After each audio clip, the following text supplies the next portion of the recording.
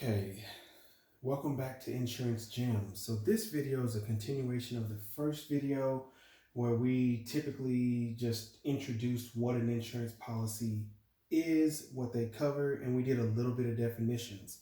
There is something that I want to jump back to before we continue. So I did mention in that video that I am an adjuster in Texas. So these policies are that we've been reviewing are pretty much pertaining to how it's written for the state of Texas. So you would want to make sure that you pull up your policy that was provided to you by your agent when you purchased the policy. But I can tell you it's pretty much going to be the same. And then they just add on additional endorsements or addendums to change what the base policy actually says. So I want to take you back to the website, which allows you to compare different insurance policies from a multitude of different carriers. But on this policy, after you select here, you hit show comparison, you end up with this. So we are actually we've been talking about Progressive, Farmers, and Liberty Mutual.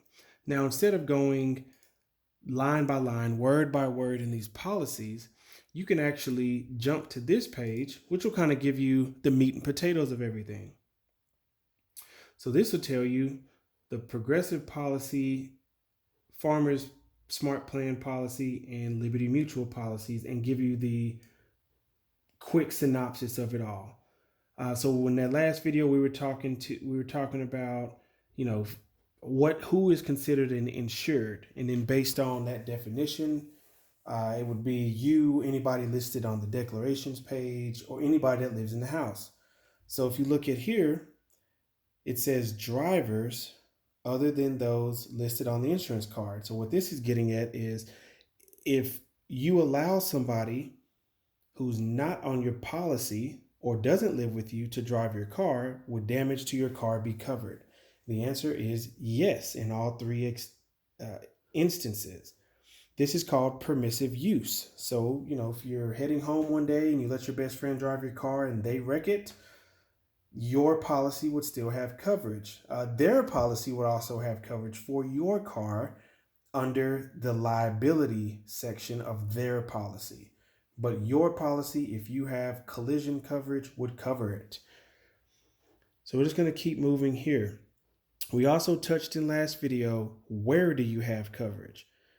Only covered in the United States territories and its possessions. So it sounds like Puerto Rico, you would have coverage. But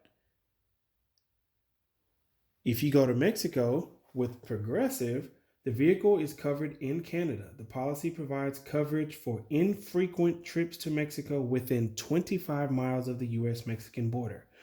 So if you're down there deep in Mexico with the Progressive policy, guess what? You get in an accident, your car gets stolen, no bueno, no coverage. You look at the Farmers policy, says pretty much the same, but they're a little bit more generous. They give you 50 miles from the border. And it also says infrequent trips, meaning this is not something that you're going down there every weekend or on the regular. And for a lot of those people, and we'll touch on some of the parts usage stuff coming up, but this also tells you, do any of these policies cover original equipment manufacturer, aka OEM parts for your vehicle? The Progressive policy does not have an option to buy additional coverage. Farmers, you can. Liberty Mutual, you can. And this is going to be very important when we talk about part usage, why the insurance company uses the parts that it uses.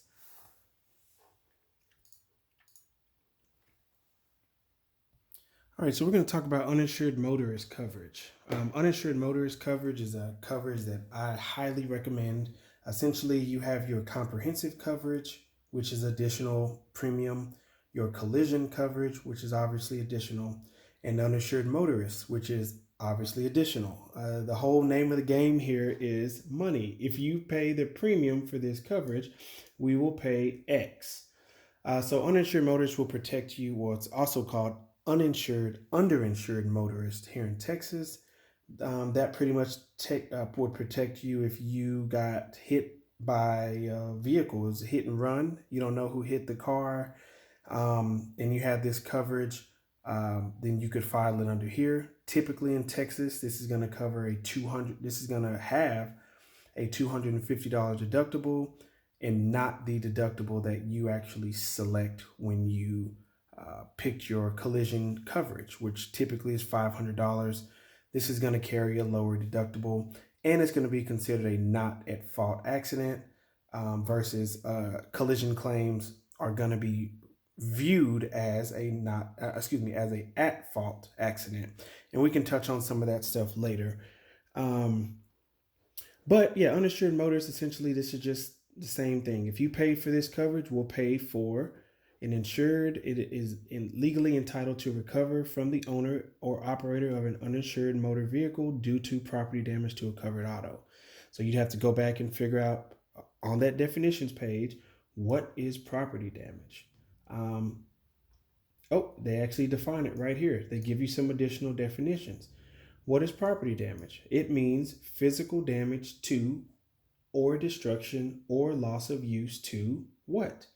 A covered auto, any property owned by the insured and contained in the covered auto, that would be your personal property, and any property owned by you or relative while contained in any auto not owned by you or the relative. So again, other people's personal property. So we're going to keep going here. And again, there's another exclusion section. So you don't get uninsured motorist if you're sharing expense carpools, if you're using property, if you're using the vehicle and carrying it for compensation or fee, if it's leased to another person. So it's very important stuff here, okay? And so we're going to keep going here. And this is the progressive policy that we're actually reading out of. So I'm going to save these two sections for another video. So I do appreciate you hanging with me. We'll get to the fun stuff eventually, but right now it's just critical that you understand what is in your insurance policy so that moving forward, maybe this stuff will help you when you actually have a live active claim.